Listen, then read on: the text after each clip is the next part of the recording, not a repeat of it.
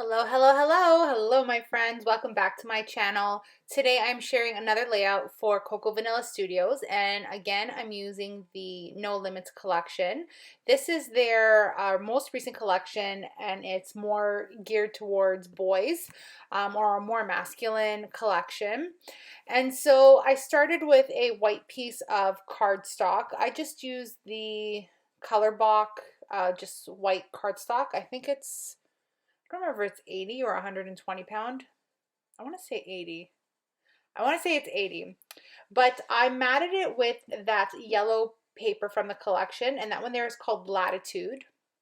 And then I'm taking this, it's a like star themed on one side, and then a star pattern, I guess, on one side, and then the other side has like the green pluses. And I cut those on a diagonal. That's the same sheet of paper, and that one there is called Nebula. Um, and I cut it on a diagonal, and I have every intention of layering them and just having the papers kind of be on a diagonal. Here I'm just kind of, playing with them because they are reversible, so I wanted to see what I liked better, if I liked the star side first or the check, and I end up going with what you see on screen. Then I decide that it needs something else, and then I take this orange sheet of paper, and I also cut it on the slight diagonal, and it's called Spark, and I adhere that down. So I'm just using my ATG gun, which miraculously now works, and it just, I don't know what happened. And she just woke up one day and decided that she was going to do her job and work. So I didn't have to fiddle with it. I'm worried about when I have to change the tape, because she's been wonky. Like a piece popped out, and I'm not sure if I broke it. I don't know, but we'll figure it out next time I have to change the tapes.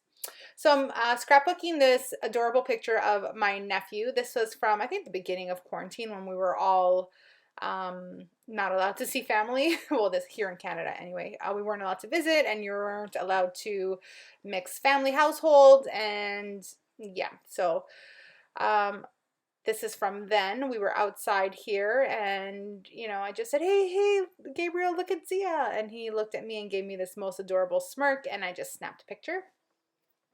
And I printed it off in black and white because that's how I roll. Then I'm taking the pocket cards here, and I'm going through, and I want to take some of the fun colored ones, and I'm going to use them as layering pieces behind my matted photo. And then because I don't pocket scrapbook, this is a great use of the pocket cards for me personally. I just find that I get a lot of use out of them, using them as layering pieces, and I just love that. Maybe one day I'll get back into pocket scrapbooking. And I don't want to say necessarily like do something or do a spread every week or create a spread every week, because I just can't keep up with that pressure. But like maybe once in a while, if it's like a lot of photos I need to document, maybe do it in that kind of way, instead of scrapbooking a 12 by 12 layout and just limiting my photos to just one. So for this layout, I used all the chipboard frames I had, every single one. So I took them from the chipboard accessory pack, and I used every single one. So the Polaroid frame, I cut out a sheet of paper there, and so it fits the, so it wasn't empty, and the same with that thicker but smaller square chipboard frame. And I took the circles from the collection there. I'm also going to use those. I just really like the dimension that these give, and you know me, I'm all about the dimension. Here I decided that I'm going to do more layering behind, and so I kind of liked the way that was all like situated. So I just took my glue gun and added some drops of hot glue behind, so that I didn't mess the entire like composition of the layout up, I should say. I cut one of the circles in half, well, not in half, but 3/4, and I tucked it so it looks like it's coming out from behind those layers. And the other one I'm going to kind of just snuggle in behind the photograph. Pretty easy peasy, but there's a lot of texture on this layout, and I love it. I used every single frame. When I tell you that I used all of them, I used all of them. Everything I had left, I used it. So no more chipboard frames for me. I'm gonna have to find something else if I decide to do another layout like this. So this is the die cut ephemera, and I'm just looking for more pieces to layer. I know that I want to use a couple wood buttons as well, but I know that I like to use a thread behind my photos, but also to create a nest for the buttons to sit in. I don't know why I call it a nest. It's kind of like just a little home for the wood buttons. And so you're going to see that I do that. I kind of didn't have a method to my madness as I usually do when I create my layouts.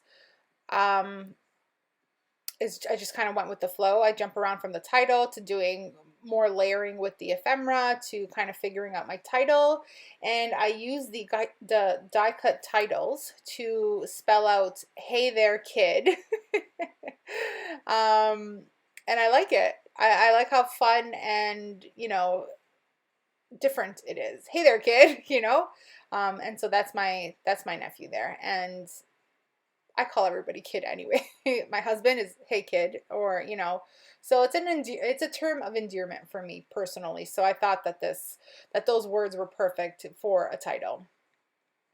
So on the kid, I had to kind of pop it up there a little bit because of the way it was sitting. So I just took a piece of dimensional foam and I hot glued it behind the word kid there and just adhered it down with my hot glue gun.